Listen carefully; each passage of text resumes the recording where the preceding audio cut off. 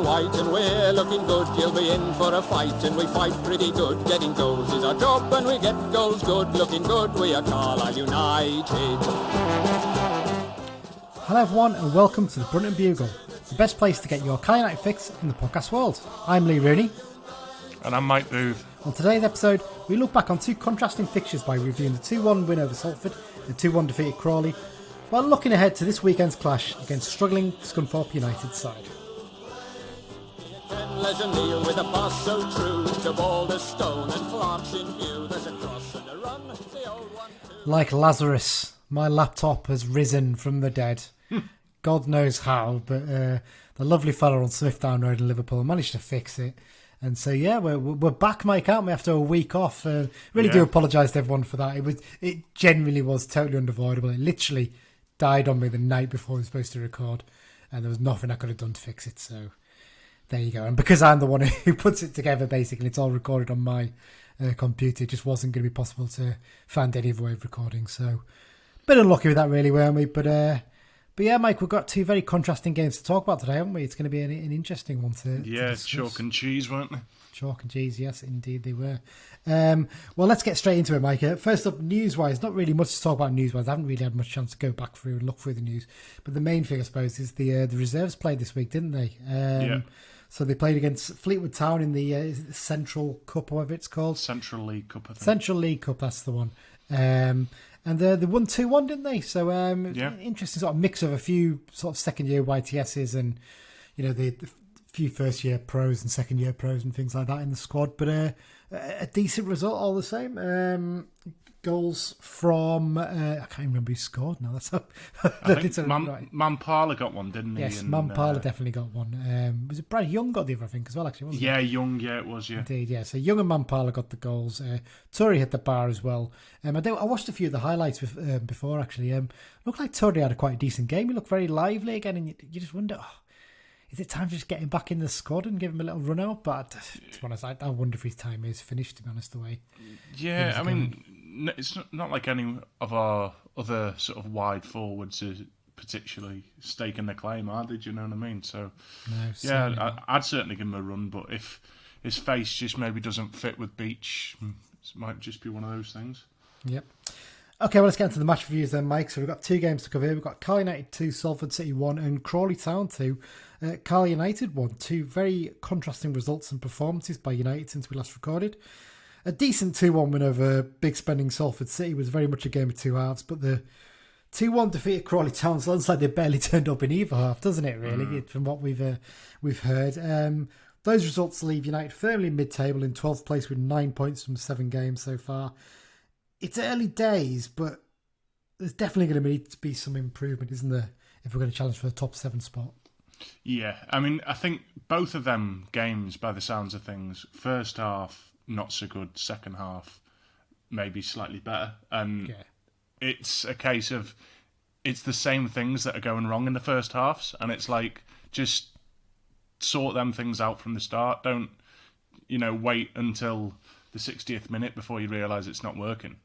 It's the same mistakes as well in terms of team selection and tactics and things like that, isn't it, as well? That's where we're finding a lot of issues. Let's start talking about the games then, Mike. Let's first start off with the Salford City game. So after just one game, I'll call it a 5-3-2 experiment, because I know you don't like it being called 3-5-2, do you? Was over as the Blues went back to 4-3-3. But did it work first half despite leading for much of the opening 45? Obviously, I was at the game, you weren't there. No, I don't think it did really. It felt like we were trying to shoehorn Clough into the team. I mean, to be honest, it was probably more... It was a weird one, because at times it looked like a 4-4-2. At times it looked like 4-3-3. Because Riley was playing quite wide for a central midfielder at times, and Dickinson obviously plays wide, but he wasn't dropping back to be sort of a left-sided midfield that much. So it was almost like the team didn't really know what formation they were playing. I wouldn't have been against playing 4-4-2 with Riley playing wide right and Dickinson on the left and Clough and Abrahams down the middle, but it just looked a bit mishmash, really. Like we didn't know what we were doing. Yeah, I mean, it's interesting you mentioned about sort of Clough being shoehorned in, because like people have said, remember the whole Jamie Devitt saga of a couple of summers ago. Will he come back? Won't he come back? And Beech was kind of, I don't fit a number 10 into my system, so he's not going to come back. But Clough is a number 10. And, it's like... I mean, he's very specifically seems to be one role he's very good at, because if you look at it, I don't think he's really big enough to be playing as a central striker on his own. Not in this league, no. I think he could be okay as a winger, but I think maybe you won't see the best out of him. The Bolton fans I know say you just don't put him on the wing. So you're playing him really as a second striker. Or maybe you're dropping him back into midfield almost and give him a little bit more freedom than other players. But then what do you do with John Mellish? That's the question, isn't it? That's where it becomes a bit of a challenge. And it's more and more, we'll touch on Clough again in a minute, but it's more and more looking like we signed a player and we don't have any idea what to actually do with him. We signed him because he was available, basically, and he was interested in coming. Yeah, basically. I mean, it's interesting you say with Mellish. I mean, Mellish, for me, like, physically, Mellish is too good for this league. He's probably Championship, Premier League with his, like, running stats and all the rest of it. Technically, maybe he, he's at the right isn't... level probably at the moment. Yeah. Whereas Clough, I think, technically, is maybe sort of Championship level, but physically not so much. So we kind of have such a variety with the players that, and there'll be some games where a Mellish would do better than a Clough, and there'll be other games where a Clough would do better than a Mellish. But there might even be games where you can fit them both in there, but. I've got this feeling that Clough's not going to start every game for us this season, even though he's probably our best player, you'd argue. You might find he'll have little spells where he's out of the team, possibly, and then he comes back in. Yeah. Whereas Mellish, you could imagine him almost playing every week because of his running stats, like you're saying, and physicality. It's just, like I said, I just think we're wasting Clough's talents at the moment. If we sign a player that good, and the problem is obviously his injury record, that's where you get concerned, but he's the kind of player you sign, you think, right, we've got to almost build a team around him. Yeah. And then you maybe need your backup where you don't use him, basically. Essentially, that would be a backup formation, but it's tough. Well, we said the other week, didn't we? You need to be playing, with the players we've got, we need to play the ball on the deck. Playing long ball with players like Clough in the team, where you're ultimately lumping it over his head, to Abrams, who isn't going to win the battle. It's not going to work, and just play football, and you'll see the best out of them. Almost, if we're going to play long ball, it's almost like John Mellish's evolution needs to reach its natural endpoint and play as a striker. Because he wins a lot in the air, and he's physical, and he would be a nuisance for two centre-backs. He would be, yeah. It's a tough one to judge, because I think he's doing fairly well in midfield, and we'll touch on how well he played in this game in a minute. But we're probably lucky that we went in 1-1 at the break in this game, which sounds ridiculous because Salford only scored on the 44th minute and we took the lead in the 8th minute. But for most of the half, they battered us. They were the better side, and it's the goal from Dickinson, I've got to say, brilliant finish. Done really well to just control it, hit it into the ground and clip the post, and didn't give the keeper a chance. Really good bit of play. I'm glad to see him score as well, because I think he's actually played quite well in the opening games and not really got the reward, because we're not really, again, playing to his strengths by getting someone in the middle to actually win the ball, potentially. The equaliser, again, just frustrating, because, I mean, Salford, they're like a contrast to us in that we're very direct and go along a lot and probably could do getting it down a bit more. Salford could probably do with being a bit more direct and a bit more just have a shot, because Ian Henderson, the amount of times Ian Henderson got into positions, he could have had a hat-trick first half, but I don't think he had a shot. Because he kept passing the ball. And I'm thinking, just have a go at goal. You'd be 3-1 up if you actually had an actual go here. The equaliser, I mean, you've seen it obviously on telly. We saw it live from the paddock side, so a different view. Magnus Norman's got to do better with that, surely, hasn't he? Yeah. It's not struck very strongly. And I have to say, I tweeted Radio Cumbria about this at half-time, but he really wasn't filling me with confidence first half. Despite the fact that he made one brilliant save to tip the ball over, in fact, two really good saves. The second of those saves, the one where he made a point blank and tipped it over the bar, he should be coming for that cross. And I spoke to someone afterwards and said, well, there was a couple of players in front of him. Maybe that was, what worried him, and that's why he wasn't too sure or anything. But when you watch it back, the player almost heads it at chest height. The ball's not above their head when they head it. he could have come a bit closer and actually caught it. He's just not very decisive at the moment, and we'll get onto the Crawley game in a while. But again, I spoke with someone after that, and they said he maybe could have done a bit. I know it's a brilliant strike in one sense, the winning goal, but again, it's not struck like a rocket, and you do wonder, could he maybe have got a hand to that? Possibly, it's maybe been a bit harsh then, but this is the standards we're looking at, isn't it? Really? So yeah, I mean, considering that Norman's 24. Yeah. He's not actually very experienced, is he? No, he's not. He had like a couple of loan spells here and there, but he really hasn't played much football. And I think some of them things that you sort of mentioned there kind of come down to lack of experience. And as well, you look at the keepers below him. You've got Jensen, who's 21, is he? And then you've got two 18-year-olds. I mean, Jensen maybe because he's come from a Premier League club, you expect him to push a bit, but. You almost wonder if you could do with an experienced head behind him just to push him on and give him a bit of advice. Someone towards the end of the career would have been a better choice than getting... Kieran Westwood's on free. What? I think his wage is a little bit out of our price range somehow.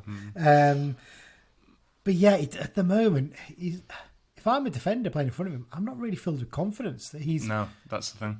The thing with with Farman, yes, he could have his moments where you think, oh my God, what's he doing? But he was decisive. Yeah, he didn't. There was only a couple of occasions where he changed his mind and was indecisive last season. He'll come and he'll punch the ball. Yeah, he doesn't catch it that often, but you know he's going to get a good contact most of the time and get the ball out. I just don't feel that with Norman right now, and it's worrying me. And like I said, I wonder, having a very inexperienced coach as well in Dan Hanford, who's only maybe 5 or 6 years older than him. That's another thing that maybe you think there's a risk there, and we want him to do well, but at the moment.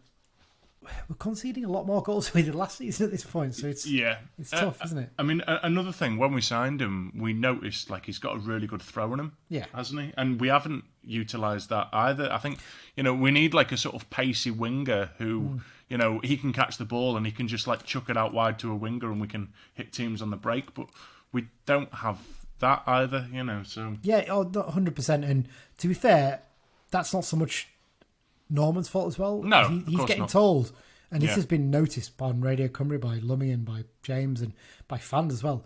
Beech just keep telling him to kick it long all the time, and sometimes you think, we've got players who are capable of passing the ball.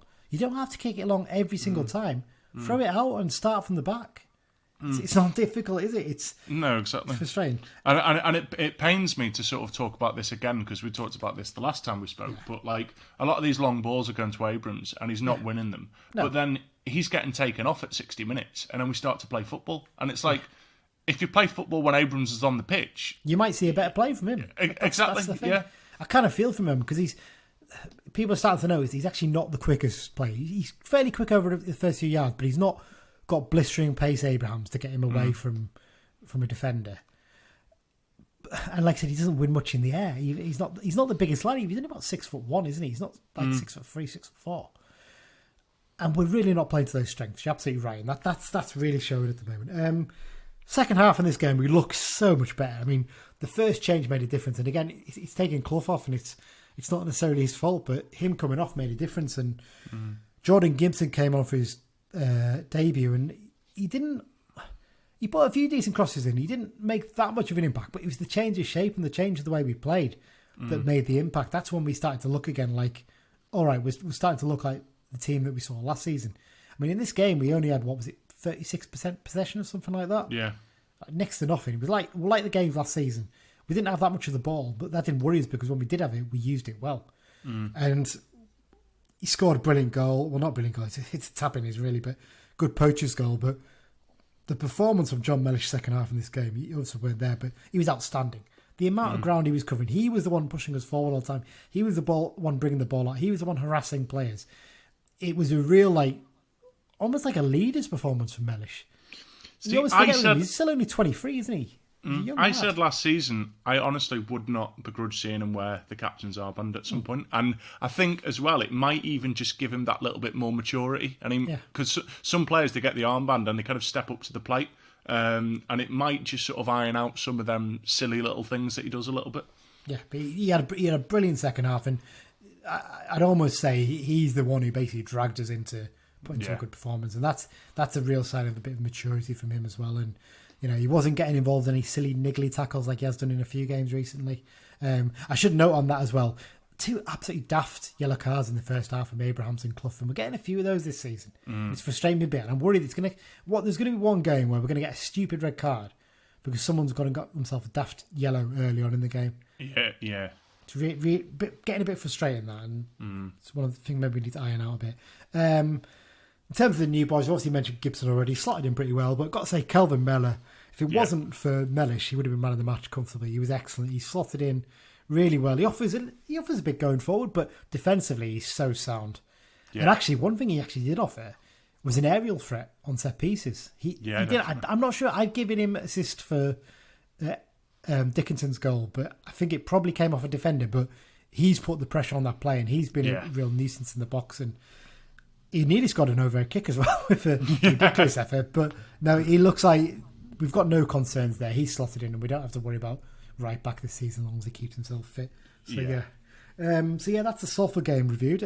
Good 3 points, can't really argue with that. I think Salford, we've all predicted them to go up this season, I think, and I think they're not going to find it easy. You know, I think a top 7 place might be the best they can hope for the way it's gone. Yeah, definitely. I mean, how Carlisle United is it that we beat the bookies' favourite for the title, and then Crawley Town, we lose? Well, that brings it on nicely, doesn't it, Mike, to the next one. So none of us went to this game, but all the reports we've had from people we know were at the game were that it wasn't good.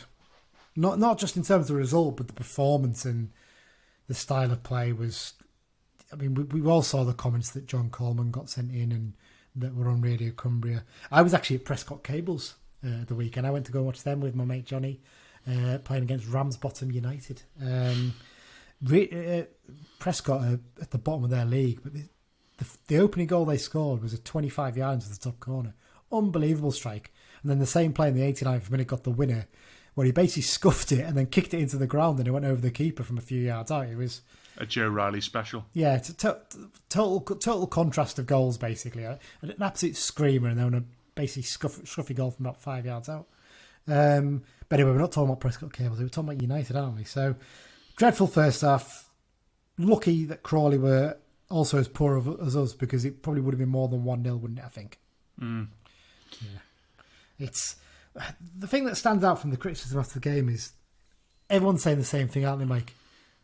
This direct style of play isn't working and it's not good to watch. This is the real gamble. It's not, the risk that Beech is taking with persisting with this style of play is that if it works, brilliant, it's entertaining, you create loads of chances and people love that. If it doesn't work, it's god awful to watch. At least if you're trying to maybe play a passing style, you lose a game 2-1 or 3-1 or 1-0 or something. People can appreciate, say, I can see what you're trying to do there. There's just a few missing pieces there. But if you're just lumping it along and it's coming back and you're not keeping the ball and you're not creating chances, really, that's when people start to say, this isn't good. This is not enjoyable. And that's when your crowds start to drop as well, isn't it? Yeah, I mean, I was listening to this one on the radio, and obviously Jabbo was co-commentator, and I find it quite good when Radio Cumbria get commentators in like Jabbo and like Carl Hawley and all the rest of them, because they don't watch us every week, and so their like viewpoint on things is kind of a fresh set of eyes. And Abire, he was just saying a lot of the things that we've been saying, just like keep it on the deck. If you, a lot of the changes that we made, we should have started like that. Yeah, Beech has been very sort of conservative with his front three this season. We've got to get onto this point. For most of the games, the front three he picked for this game, he changed back to. He's picked for most league games this season. I think, in fact, only 2 of the games, isn't it? I think Salford and Hartlepool. He hasn't picked this front three. Alessandra, Abrahams and Dickinson, all good individual players, but they just do not work as a front three. And that's becoming blatantly obvious. And I don't get why he went back to it in this game. I really don't. Yeah, no, me neither. I mean, the first half of last season, most games we'd have either Torre on the left or Patrick, one or the other. And, whichever one it was, they'd have the pace and the ability to sort of stretch defences. Yeah, and a bit of trickery as well. Yeah, exactly. And, like you say, all 3 of them are good players, but we need someone in there just to sort of stretch them and make them a little bit apprehensive of having a higher line, and we just haven't had that. they're all good technical footballers. I mean, Dickinson's the only one who's likely to take on a man, but he wants to get the ball in early and get crosses in, doesn't he? And you've got no one in the box then, basically. That's half the problem we've got at the moment. It's I don't know. I mean, Alessandro's been quite frustrating this season as well. He's not looked as good a player as he did last season. His biggest problem is he's not releasing the ball quickly enough and not actually we know he's a sort of second striker and he's more likely to pass than he is to shoot. But there's been a few occasions where you think, get a quick ball into the box or get a shot off quickly. And he holds on to it for ages. And by that point, the defence are back. And it's frustrating because we're on this show, we are all big fans of Alessandro. We think he's a really good player. We said it last season, but it's just not working this season. I think he's a kind of player at the moment you need on the bench because he's useful when he comes on. When he came on against Salford, he did make a difference. He held on to the ball well and he gave us a good outlet in that sense. But starting games is just not working at the moment. And I think of those three, I mean, Abraham's has done okay. We're not really playing to his strengths, but of those three, the only one I'd probably stick with at the moment would be Dickinson, I think, to be honest. We'll talk in the match preview section about what we might do for the Scunthorpe game this weekend rather than saying that now. But yeah, I mean, the surefire sign that Beech got things wrong was that he made all three subs at once, didn't he? Yeah. So that tells you all you really need to know. But at the same time, he wasn't doing that last season. So progress. It's progress in a sense, but then I don't really want all three made at once. You maybe make two at once. Yeah. If you're making three, that is really a sign that things have gone wrong. And one of them was maybe forced upon him by the Jack Armour booking, which he, by all accounts, was lucky not to get sent off for. Although afterwards he was insisting it wasn't. Although pretty much everybody else was saying, he was lucky. Well, his comments were like, it wasn't above knee height. Yeah, his studs were raised, but it's like, what? Well, if his studs are raised, then it's a booking at the very least and probably a red card. Yeah, exactly. So, I know he's got to defend plays and he's a young player and he's going to do that, but sometimes you just got to say, look, he probably was lucky. It's a learning curve for him. And, I mean, let's touch on him now because I've got him as one of the notes here. He's a player who's got a lot of talent and armour, and again, we're big fans on this show, but he's finding it a bit tough this season, isn't he, as the first choice, whereas last season, I think we always knew that option for Anderton to come in if he was struggling a bit or he got injured or anything. But he's first choice, and we haven't really got an obvious backup for him beyond Dickinson dropping back there, which Beech seems very reluctant to do, or Joe Riley going there, or even Miller as he did against Crawley. Or Dinzay, even. Possibly, but I think the chance of that happening are probably limited. You do wonder, is he missing a bit of Anderton's sort of guidance and leadership? Maybe guiding him a little bit. He's. I'm not saying he's been awful, but he's been caught out a few times with the ball inside, and he's not looking quite as good as he did last season. He's going forward. He's still looking a good player, but defensively, he's maybe looking a little bit shakier. Yeah, I mean, maybe a degree of that. Obviously, he still has McDonald next to him, who's experienced, but McDonald isn't a massive talker. And whereas like Hayden and Bennett were more vocal and sort of that help. In fact, I'm pretty sure he said that one game in his post match that Bennett was just talking him through sort of where to be at different points and stuff. So I think we have lost a little bit of. Sort of that, but I think it's more just having the player pushing him every week and just knowing if I slip up, I'm out of the team. He doesn't really have that now.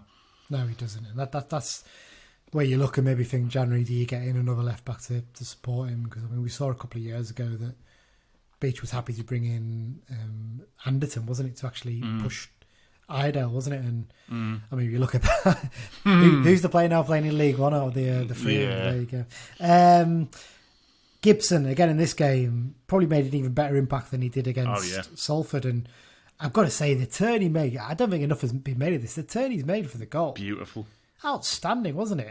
To send the defender for a hot dog almost. And get away down the wing, plays the ball back to Mellish. And you've got to say, what a finish by Mellish as well. With his weaker foot, you can put it on either foot to him in the 18-yard box and he's going to hit the target more often than not, isn't he? I mean, if I was a Crawley fan, I think I'd be a bit miffed at their keeper. Because I think, obviously I've only seen the video footage, but it looked like he's beating at his near post.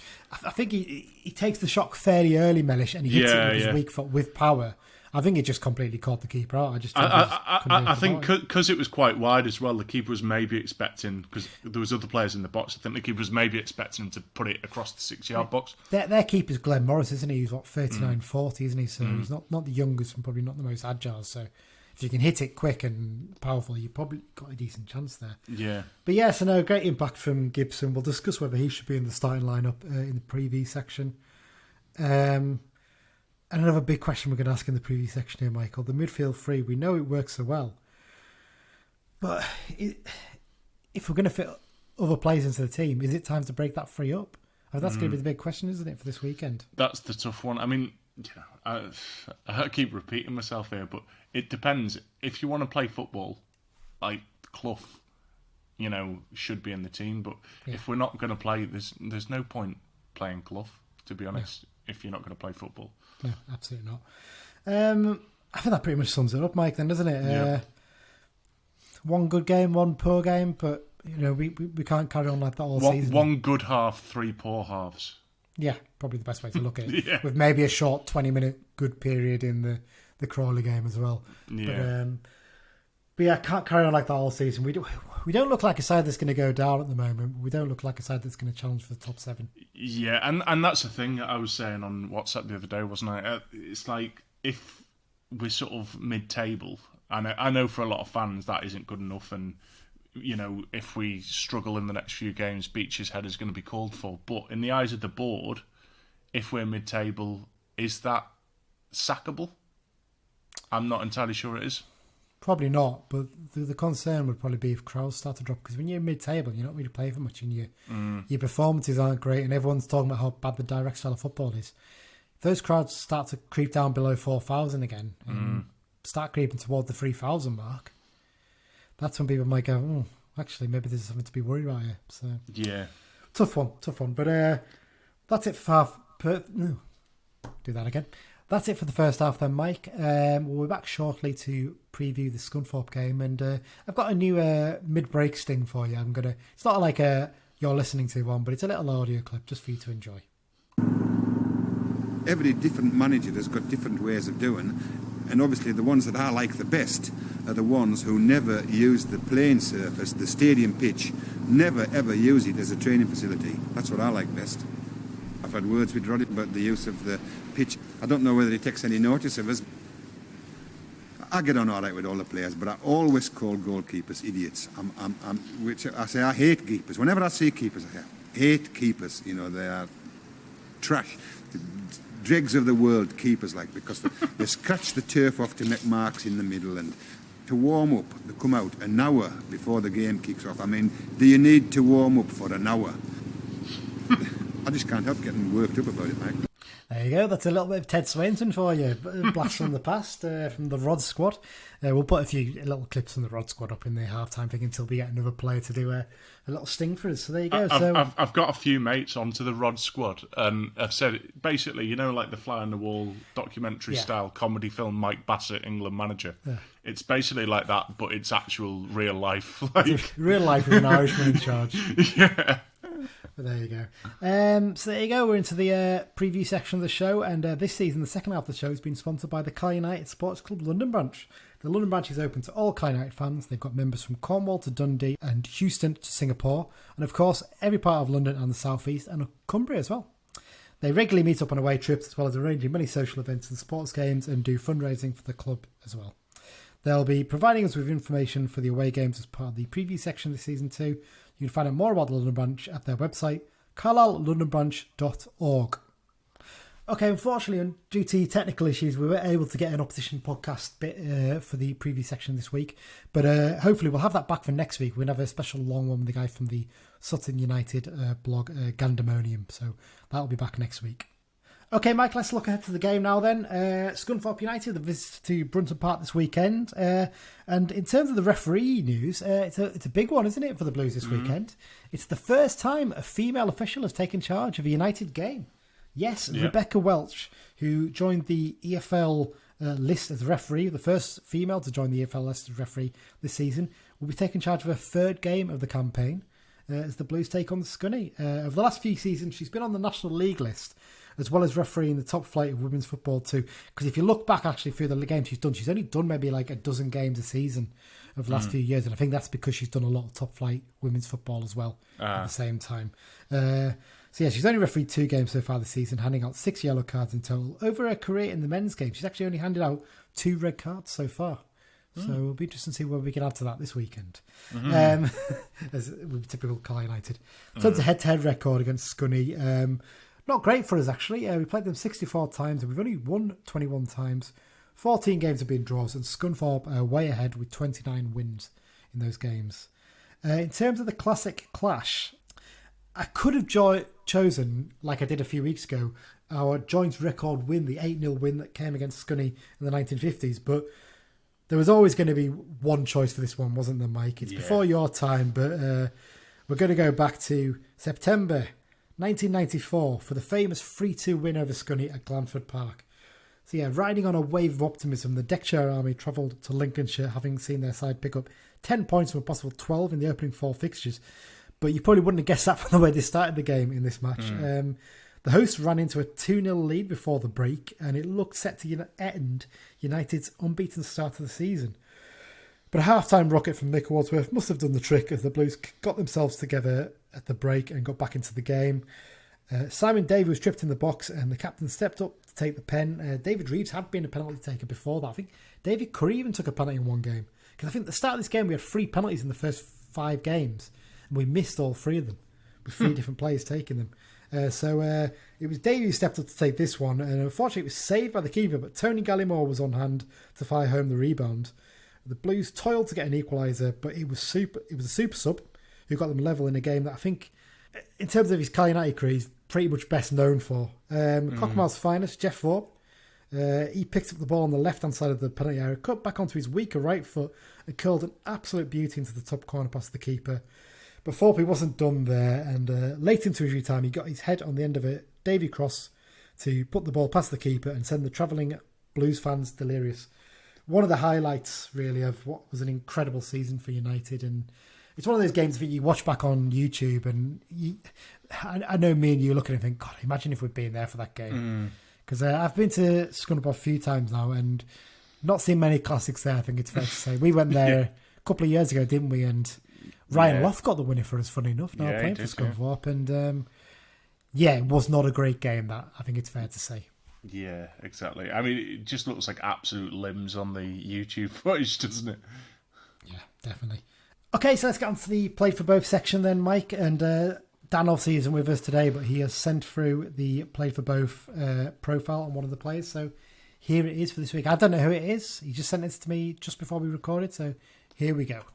This week's Played for Both is Kevin Hurst, a player who was actually at one point potentially going to be our record signing, because his I think his initial fee was around 100 grand, and then the add-ons would have made him 145, but nobody knows if he ever made those add-ons, because, you know, as a club we don't really talk about transfer fees. But Kevin Hurst, born in Chesterfield, started as a youngster at Sheffield United, made one appearance for them, a few loans, Boston, Stockport, went to Chesterfield 3 times, and then towards the end of his time, he went to Scunthorpe on loan, and that turned into a permanent move for a couple of seasons.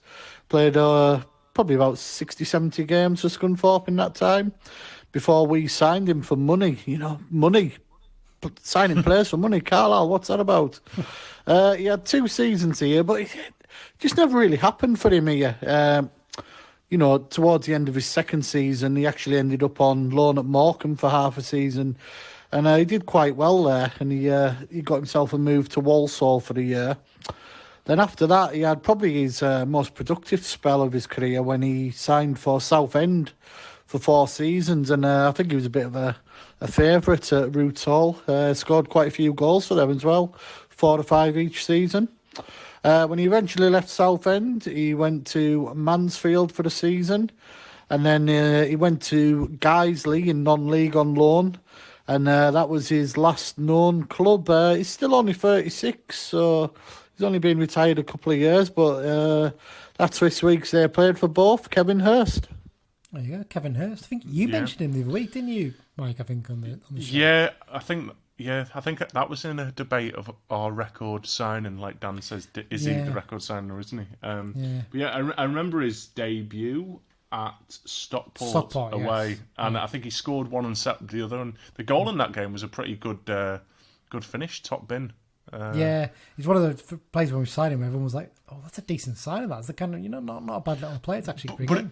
But it was weird. Yeah, I remember why we're talking about him now, because that Gibson signing was just like it, because we're crying out for like a striker, and we just signed like a winger when Cleveland Taylor had won our Player of the Season the year before, who played in the same position. So it was a bit. That was Cleveland Taylor, though. To be fair, let's be clear. But he's on this list actually as well. We'll talk about him in a minute. But yeah, Hurst was always a decent little player, and obviously he got that goal at Everton, didn't he? As well, the one that was wrongly attributed to Adam Clayton by a lot of people. How anyone can the Danny Carlton against Leeds or Mark Bridge Wilkinson? That's fair debatable, enough. That is a debate. But like this one is literally not debatable at all. It's definitely hers. Okay, so here's the full list then, Mike. A longish list, not as long as some of the others have been, but there you go. Paul Baker, we obviously mentioned the other week. Dan did a feature on him for the Hartlepool one, I think it was. Frank Barton played in the 70s for United. A player who didn't have a great spell at United, but was very good at Scunthorpe. Jermaine Beckford. Sean Brisley, now playing at Wrexham. Martin Butler, who had a spell, I think, in the early 90s on loan. Andy Flounders, again, another player to sort of spell on loan during the early 90s. Joe Garner had a spell at Scunthorpe. You forget that, actually, don't you? Another player. If Hurst isn't our record signing, then Joe Garner is our record signing, basically. Alex Gilliard, who was had a spell at Scunthorpe until the end of last season. Daniel Graham, not Daniel Graham, but Daniel Graham, who was I think he was started out at Man United as a youngster, but he had a short spell with the Blues in the early 90s too. Mike Grella, he had spent some time at Brunton Park. Phil Gulliver, one of the one-game wonders. Carl Hall, he had a decent enough spell actually at Scunthorpe, didn't he? I think he did okay there. One of the few other clubs he did other than United where he was actually He's been with quite a few sort of League Two-ish teams, hasn't he? Yeah, he has indeed. Darren Holloway, who had a spell on loan from Sunderland in the mid-90s. Evan Horwood, he spent time with Scunthorpe. Kevin Hurst, we obviously mentioned already. Joe Joyce, scorer of a legendary goal against Huddersfield, a stunning 40-yard volley or 35-yard. If you want to see, it ends up further out that goal every season. I think it's described, but a real arrow of a rocket into the top corner. Another one-game wonder here, Ian Knight, famously had that bad broken leg when he was playing for Derby County. Was it Sheffield Wednesday or Derby County? One of the two. Can't remember which one anyway. Who else we got? We got Ryan Loft. Obviously, we'll touch on him again in a minute. Paddy Madden had a very productive spell with Scunny. Gary Marshall, David McLean, two of the Morrises, Ian Morris and Josh Morris, both had time with Scunny. A player who seems to have played for every club, and if you were going to say he'd play for a club, you'd say definitely play for Scunthorpe. Jennison Murray Williams, because he did play for Scunthorpe. Oliver Norwood had a loan spell, I think, as well at Scunthorpe. Olafelu Olamola, he was at Scunthorpe to the end of last season. Russell Penn, famously, did he actually play a game for us? Actually, I was wondering about this. I think he played a cup game, didn't he? I don't think he played a league game. I don't think he played a league game. Yeah, weird one though. Stefan Puravacci, who's actually a one-game wonder for Scunthorpe, played one game for them. Jamie Proctor, he had time there. Your favourite Michael Rains, Mike. David Rees had a loan spell with Scunthorpe at the start of his career, actually. Paul Reed had a productive time with Scunthorpe, I seem to remember. Christian Ribeiro, he was there too. Dave Rogers, famously Dave Rogers, the football hooligan, as he was just once described at a game at Tranmere. Bob Ross, played for both clubs. No, not that Bob Ross. Jeff Smith, Cleveland Taylor we mentioned before, obviously. Martin Taylor, goalkeeper who was on loan from Derby County in the 80s, I seem to remember, with United. I think he was at Wickham for years and years and years, Martin Taylor. George Thompson, Connor Townsend, Mick Wadsworth was a player for Scunthorpe, obviously managed United. Byron Webster, Andy Welsh, and one of my favourites, Mark Winstanley. He had a spell with Scunny as well. So there you go. So let's talk about the current day Scunthorpe then, Mike. They're a club that's actually had quite a lot of success over the last 20 years, haven't they? They're one of these sort of weird clubs that they've basically, if you look back from 2005 to 2019, they spent just one season in League Two and 3 seasons in the Championship during that time. Although on all 3 of those occasions, they failed to avoid relegation after being promoted up to the Championship. So they've been a solid League One club for the best part of 20 years, near enough. But it just feels like that success is starting to catch up on them now, isn't it? And the backing of the owners seems to have been pulled because they've always had quite big debt because I think the owners have always covered the losses, haven't they? Because crowds-wise, even in the Championship, they were struggling to get over 5,000 average attendance. So they've been averaging between the 3,000 and sort of 4,000 marks. But they've had some hell of a lot of good players there, haven't they? Like we mentioned Beckford, they've had Billy Sharp, They had Lee Novak there as well. Ivan Toney spent a bit of time with them, I think, too. So, Gary Hooper, was he? Gary Hooper, yes, absolutely right. He was there as well. They've had some absolutely cracking players, but you always felt they were spending a little bit beyond their means, and their owners have been able to back them in that sense. But yeah, well, I mean, they did all right for a bit, didn't they? Because I think Sharp went to Sheffield United for like 2 million. I think they bought him for I think 150 grand. Yeah, and sold him back to Sheffield United for £2 million. Yeah, it was a terrific bit of business by Sheffield United. Hooper was plucked like out of non-league, wasn't he? And then he was sold for. I think it was Gray's Athletic. I think he was at. Back in the day, So like they sort of made a bit of money from these they players. did, to be fair. But yeah, I think always for a club as big as them, it's hard to sustain sort of Championship level. But they did well to get there. To be fair, they strike me as the kind of club that they're probably slightly smaller than United in the sense that they haven't got the same big catchment area that we've potentially got, although we'd never really fulfil that potential. But they're a good solid League Two, pushing for League One sort of club, who probably punched above their weight quite well, to be fair, for a good 15 or so years, I think it's fair to say. But like I said, it's just starting to catch up on them now, isn't it? There's a lot of talk they're going to move to a new ground, isn't there? They've got a planning application in possibly, or they've got plans at least anyway. But I don't think Brunton Park is old, is it? No, it's about 35 years old, maybe, I think, something like that, 30 years old. But me and you have both been there, and it's not a nice place to go and watch football, is it? I mean, not just for the fact that there's next to nothing around it. It's basically near a retail park on the edge of Scunthorpe. Yeah. There's one pub nearby, which is basically like a harvester, isn't it? Basically, a chain harvester pub. It's basically designed for families to go for meals rather than actually having a pint there. You can probably see why they maybe want to move. And although it is relatively new, having been in the press box area and round about where all the executive boxes and stuff like that are, it's not the nicest. It's probably fair to say. And I mean, you only have to go in the away end and try and go in the concourse bit. It's like a death trap, isn't it? It's really tiny, thin area. So it's not a great place to go and watch football. That's the way you describe it. Their manager is Neil Cox. Probably fair to say he was seen as a bit of a cheap option when he was appointed, would you say? Yeah, definitely. He's only previously had one managerial job, and that was at Leek Town. He's been assistant at AFC Wimbledon and Notts County, but he's not really been given much backing in terms of funds, has he? That's the thing you notice over the last few seasons. There's no marquee players really in the Scunthorpe squad anymore, is there? They've sort of trimmed it back down and relying on a lot of youth, but as a result, results have not become particularly good, have they, over the last few seasons?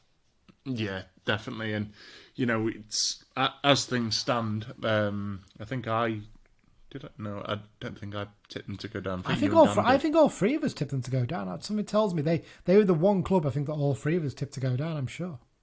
Me and Dan definitely did. Whether you did. Yeah, I think you and Dan definitely did, yeah. I think you and Dan also predicted Rochdale, who were actually ahead of us in the league, funnily enough. Yeah, I think you might have gone for Oldham, didn't you? I went for Oldham, who are down there. But I mean, I think, from where we are now, this game is a big sort of, if we lose this really does not look good for us. This is I don't say it's a must-win game, but if it's a game you don't win, big questions have to be asked, because they're not a good team. I mean, I picked the star man as Ryder Loft, and he probably is the star man, to be fair. He scored a few goals last season. Probably his goals helped keep them up, more or less. Him and Gilead playing really well for them. He's done pretty well since moving there permanently. I always thought he was a player with a bit of potential, actually. And I felt there was a good, decent enough player in there, possibly. I think he did a bit. I mean, the thing is, this season is I wouldn't begrudge us having a Ryan Loft on our bench. Like, just someone that, I mean, when we played Leyton Orient and they brought on, what's his chops, big striker, Smith? Yes, Harry Smith, yeah. Yeah, changes the game sometimes, and, it wouldn't be bad for us to necessarily have an option like that in our locker. But yeah, he seems to sort of be settled, and he seems to, certainly in the X-Files, it seems like it's almost every week that he's amongst the goal scorers. Well, he won't be getting a goal this weekend, unfortunately, because I think he's picked up a broken jaw, or something like that. I think he's got a bad injury, basically, that means he won't be playing, unfortunately, in this game. Or fortunately, you might say, because he probably would have scored. But there was a few League One clubs interesting in signing him over the summer, so... Interesting one, that he's getting a bit of interest from higher levels. In terms of other key squad members, I mean, I went through the squad, Mike, and to be honest, I hadn't really looked at them in depth because I think it was Dan. Was it Dan or you that did them in the pre-season preview? I can't remember who I think it was Dan. I hadn't really looked in detail at their squad, but my God, it's thin. Yeah. It's not a great looking squad at all, really, when you look through it. I mean, in terms of experience, they've signed Harry Davis and Alex Kenyon from Morecambe in the summer. They're both 29 years old and they're both decent players.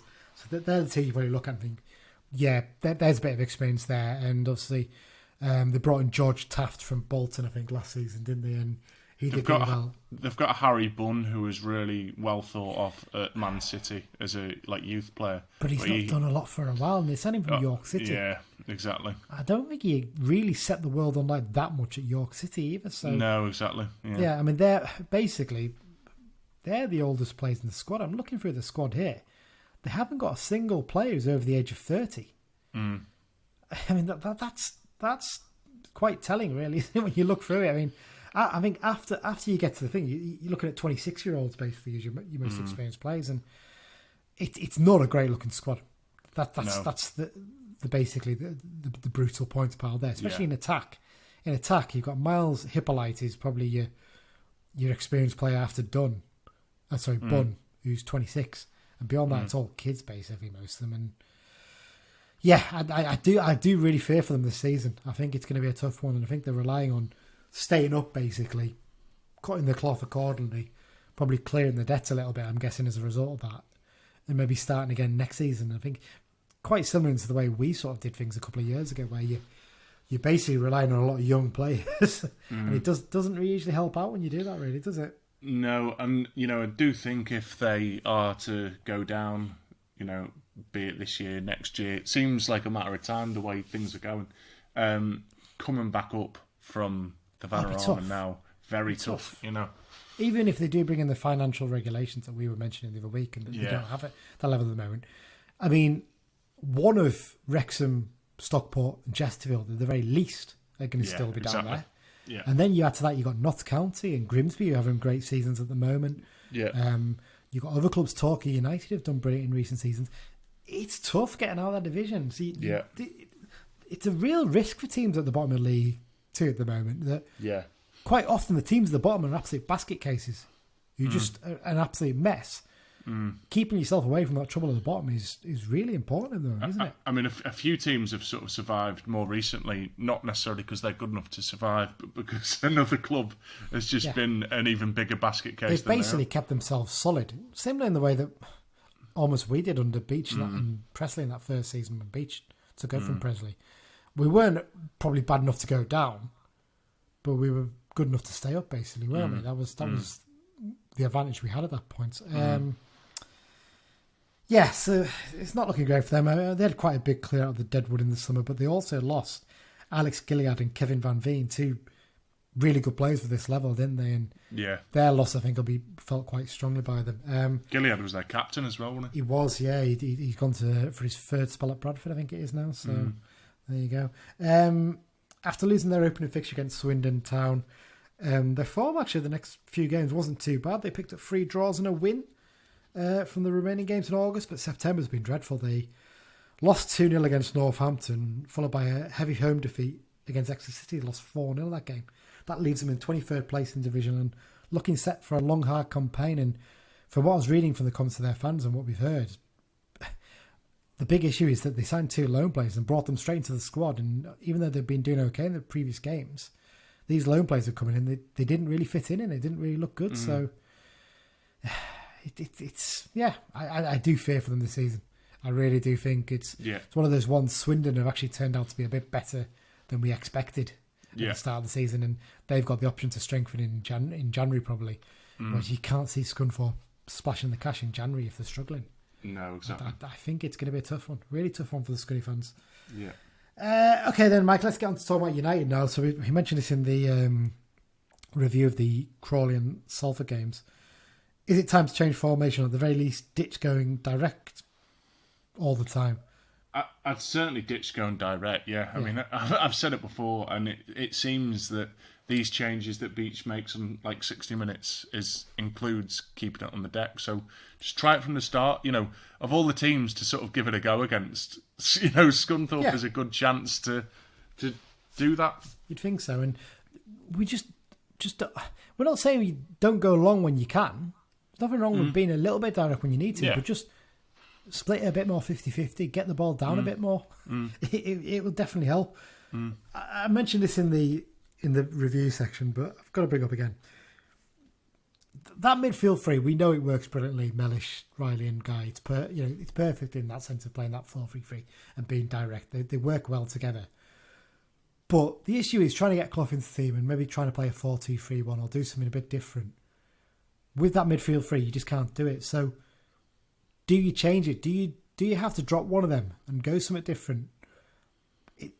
It's a tough decision that Beech has got to make. He seems to be very insistent. That's the midfield three we're going to go with, and he doesn't change it much in the game either. They generally play the full 90 minutes, those lads. The exception, obviously, last week, Riley dropped to play a fullback for most of the second half, and obviously Alessandro dropped into midfield almost, didn't he? But you do wonder, when does it become the time where maybe you change that, or maybe you bring in someone like a Charters, maybe to give them a bit of a run in the team. It's persevering with it just for the sake of it. It's done so well in the past, and maybe it's doing well as its own unit in the team, but maybe it's having a detrimental effect on the rest of the team. Would you change things? It's a tough one, isn't it? I mean, for me, if he's playing that midfield or he's trying Clough in number 10 again, I'm not going to berate him when the team sheet comes out for either of those things. But yeah, like I say, if he's to play football, I would like to see Clough included, especially, now he's been fit for a few weeks now, and he's got quite a few minutes under his belt, so you'd think that he could maybe be starting a game. Yeah, I'm inclined to say this one, I'd maybe look at changing it to a 4-2-3-1, and I think the way Gibson is playing over the two games, I think he needs to come in whatever you do. Yeah, definitely. I think he needs to be starting the game. You maybe need to consider whether Young comes in, maybe for Abrahams, give him a rest for a game. Possibly. I think Abrahams has started pretty much every league game, hasn't he, I think? So. But likewise, I'd like to see Abrahams in a team that's playing football as well. Yeah, it's true. It reminds me back to when Craig Curran was playing for us, and he's a good technical player, and the manager clearly likes him because of a lot of the stuff he does. But he continues to persevere with him, and he's not delivering the goods based on the tactics you're playing. You think, when do you get to the point, right, I've got to change things and actually put someone else in there potentially? I know Young's not the biggest, but he looks like he puts himself about quite a bit from what we've heard. But I'd maybe look at doing a 4-2-3-1, and maybe in terms of attack, I'd play Abrahams or Young as that central striker. I don't really fussed on which one he is. Either of those two. You'd play Clough as the number 10. Then on the wings, I'd probably play Dickinson and Gibson as your wingers. I'd agree with that, yeah. Definitely play those two as wingers. Midfield 2, as much as Riley's played well in the opening games, I'd probably play Mellish and Guy in those two. In defence, I'd possibly consider maybe resting Armour for a game, possibly. But the problem is, he's so good going forward. He offers a lot going forward, Armour. It's a risk doing that. Do you maybe put Riley at right back, getting forward and supporting Gibson, and maybe put Mellor as your left back, knowing he can do a solid job there? And Dickinson doesn't get back to cover a lot. He sometimes ends up staying forward a lot. I think Mellor would probably cope better on his own with not as much backup. But then maybe you're losing Riley from midfield, who drops back to support as well. It's a difficult decision to make, but I think I'd probably look to switch to a 4-2-3-1. Whatever happens, maybe you would just stick with the back four that's first choice. But I mean, you could play a 4-2-3-1 and even put Riley in that number 10 slot. I think he'd do a lot. He'd cause a lot of problems there. But like you say, when he's in the midfield three, when he's tracking back, he does a good job doing that, doesn't he? So I think if you're playing a 4-2-3-1, you've got to play Clough as the number 10, really, if he's fit, because that's what he's there and he's capable of doing, I think, and that's where you're going to get the strengths from him. And you'd like to think Mellish will maybe kick on forward and support whoever's playing in attack as well when needs be. So but yeah, I think I agree with what you were saying before. This is the game where you can maybe change things a bit and maybe try and pass it a bit more. Because Scunthorpe are not a good side. That's not being harsh. That's not being cocky. They aren't a good side. No, and their fans will tell you exactly the same. So there you go. Okay, predictions then, Mike. Should we do Dan's first? Because he sent his over to me as well. Yeah. So let's see what Dan's got to say ahead of this game. Big game Saturday. Scunthorpe, probably the ideal opposition after some ropey performances. So hopefully a back to basics and a solid 2-0 win. I'll go for goals from Gibson and Young from the bench. Oh, so he's not backing John Mellish to keep his score? Yeah. Is that the way you're going to go, is it, Mike? Danny? Oh, there you go. Okay, Mikey, what's yours? I was going to go 2-0 as well, but I'll say Mellish and Gibson. Okay. Well, I'm going to go 3-0. I'm going to be a bit more optimistic. I'm going to go for a Mellish brace, and I'm going to back Gibson for the other goal as well, actually. So there you go. He didn't tell us the attendance, did he? But I'll get Dan to tell us that later. I'm going to go attendance-wise. I think I got the closest attendance for the last one, didn't I? I think it was a bit bigger than we expected. I'm going to go... I don't think they're going to bring a huge amount. 4,178. I'll go 4,322. Oh, so you're cutting me off at the low point there. Hopefully I'll be a nice high 4,000s figure again. So there you go. Right, let's quickly bash through the X-Files section then, Mike. We've got 2 weeks worth to fit in here, but it's been a fair bit. It's been a busy couple of weeks. Elliot Watt was on the score sheet for Bradford a couple of weeks ago. Jamie Proctor got a couple of goals for Port Vale. He's in a decent run of form for them, isn't he? He seems to have settled in well. It didn't look great when I saw them at the game at Port Vale, to be honest. Zanzala scored another goal for Barrow. It's one of those ones you look at and you think, if we could have kept him. Yeah, exactly. Imagine how well we probably would have started this season. But there you go. Mark Beck scored a goal for York City. A spectacular goal by all accounts. I think apparently he blocked a clearance with his arse and it went in off that. So there you go. Good lad, Mark. Kedwin Scott once again scored for Gateshead. I think we're going to be saying that a lot, aren't we? We are indeed. A blast from the past here. Stefan Skugel, he scored a goal for Alloa Athletic. Another real blast from the past. Jack Marriott. I think he got his first goal for Peterborough United after signing for them. Cole Stockton. You know, does the game play on a Saturday? Yep, then Cole Stockton's probably scored. Well, I was a bit gutted because John Coleman did a bit of like, which former blue would you have back this not season? A single person said Stockton. I did, and he didn't print it. Oh, there you go. Cole Stockton scored 2 goals from Walkham, and if you haven't seen one of these goals, what a goal it was. Yeah. Because it's one of those ones, it's sort of a clearance comes to him, and on the turn he hooks it pretty much first time, isn't it? I don't know if he even looks at the keeper. I need to watch it again, but I don't think he even looks, and he hooks it over the keeper from about 45 yards into the back of the net. It's a brilliant goal. He's done really well for them. We'll touch on him again in a second. Sam Cosgrove scored, I think, his second goal for Shrewsbury Town since signing for them. I don't think Ryan Bowman scored for them yet, has he? It's not proved a great move for him to go to Shrewsbury Town. Yeah. Cameron Salkeld, he scored for Ayr United. Richie Bennett, who we'll be seeing again next weekend, hopefully. Oh, no, the People's Elbow. He's opened his account for Sutton in their first ever win in the EFL, wasn't it? He scored a penalty and another goal for them as well. Seems to be settling in well there. Good luck to the lad. He's a nice lad by all accounts. Callum Higginbotham scored another goal for Kelty Hearts up in Scottish League 2. George Glendon was sent off for Chester in the National League North. And an absolute belter here, isn't it, Mike? Yeah. A real blast from the past. Zinedine Dicker. Gary Dicker was sent off for Brighton under-23s against Walsall in the Peter Trophy we don't really talk about on this show, but dear oh dear, that just sums up the trophy, doesn't it, really? But if you can't see how a 36-year-old Irishman playing in the competition is going to help the English national team, then you're blind, to be honest with you, because it's going to no doubt help us somehow. Indeed it is, Mike. Other bits of news, both Jared Bramthwaite and James Trafford featured for England under-20s. I think, did they beat Romania 6-1 or something like that, I think? Yes. During the international break. So fantastic for those two. Fantastic for another former Blues youngster, one a lot of fans might not remember, Joe White. He made the Newcastle bench for the first time in that game against Man United where Cristiano Ronaldo marked his return to English football. If you don't know Joe White, he was in our youth setup before the under-16 level, basically, and Newcastle United essentially came and got him from us, and he's gone. Well, I was just going to say, I think Steve Bruce has made comments on him saying like he is going to get his chance soon, basically. Yeah.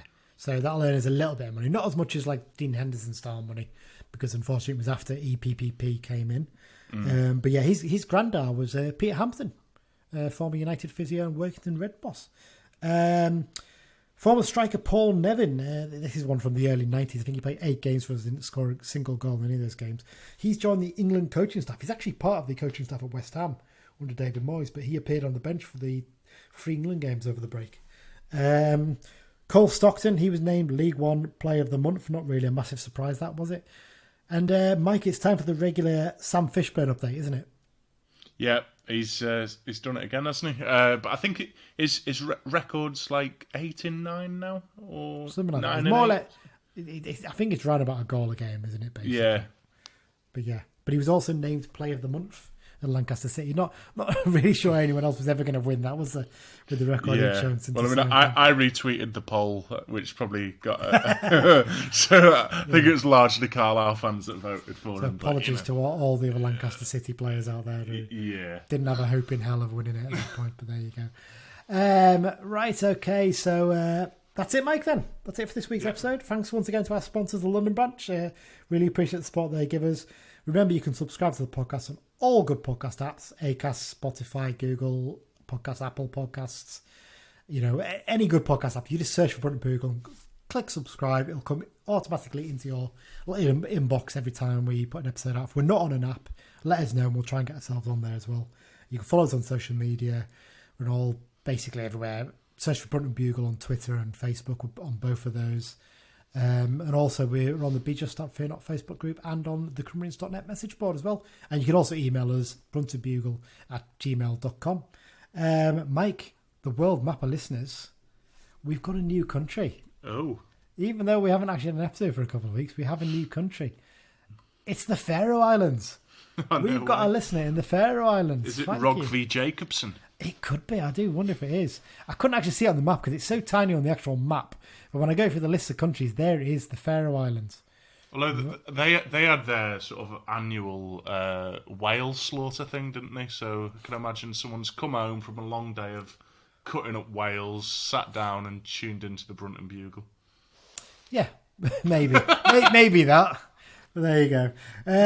Okay, Mike, thanks once again. So in terms of upcoming episodes, next week's going to be slightly different because I'm away. I'm sunning myself up in Barcelona for a few days, so I'm not going to be able to record a proper preview episode. But what we're going to do a special one. We're going to do a sort of longer opposition view bit with the guys from the Gandemonium Sutton United blog, sort of online presence.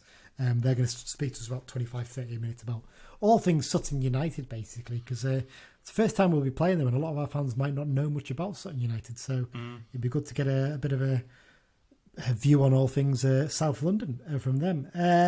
What we'll do as well is me and Dan are going to record the Scunthorpe United review after the game, basically, as we're walking back to town, so that's what our plan is for that. And then in terms of the actual Sutton game, me and you are going to do a special episode, aren't we, Mike, of our journey down to the game, because we're travelling from Liverpool on one of the early trains, which will probably be full of Liverpool fans as well, mate, because they're playing Brentford in the evening kickoff. But on the way back, it should be a bit quieter because their games are 5:30 and we're going to be heading home at 7 o'clock, aren't we? So, so there you go. So that's it for this week's episode, Mike. Thanks once again for joining me. Really appreciate it.